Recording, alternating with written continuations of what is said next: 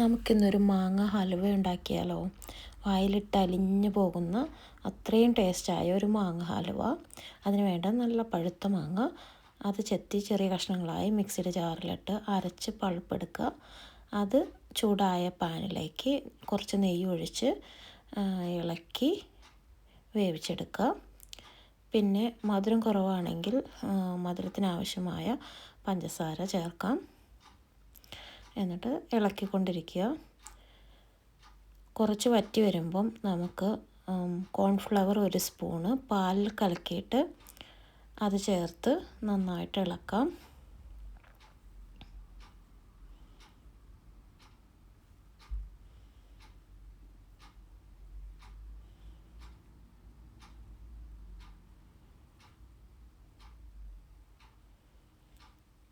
ഇനി cashew nut crush ചെയ്തതും കുറച്ച് ഉണക്കമുന്തിരിയും പിന്നെ ഏലക്ക പൊടിച്ചതും കൂടി ചേർത്ത് നന്നായിട്ട് ഇളക്കാം.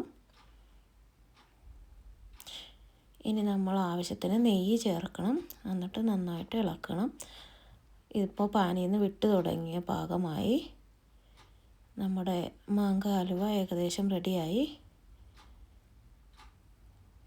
ഈ കൺസിസ്റ്റൻസി ആവുമ്പോൾ നമ്മൾ ബട്ടർ പുരട്ടിയ പാത്രത്തിലേക്ക് കുറച്ച് കാഷ്യൂനട്ട് വിതറിയിട്ട് അതിനകത്തേക്ക് മാറ്റുക, മുഴുവനായും മാറ്റുക. എന്നിട്ട് ഒരു സ്പൂൺ ഉപയോഗിച്ച് ഒന്ന് നിരപ്പാക്കുക.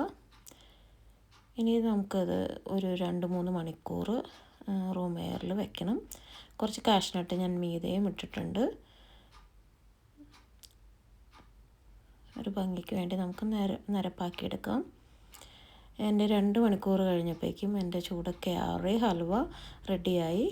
ഇനി അതൊരു പ്ലേറ്റിലേക്ക് മാറ്റാം.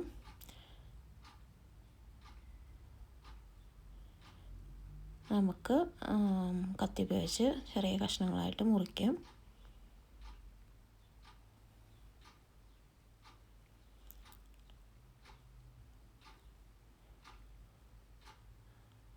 നമുക്ക് നമ്മുടെ രുചിയേറും ഹലുവ റെഡിയായി.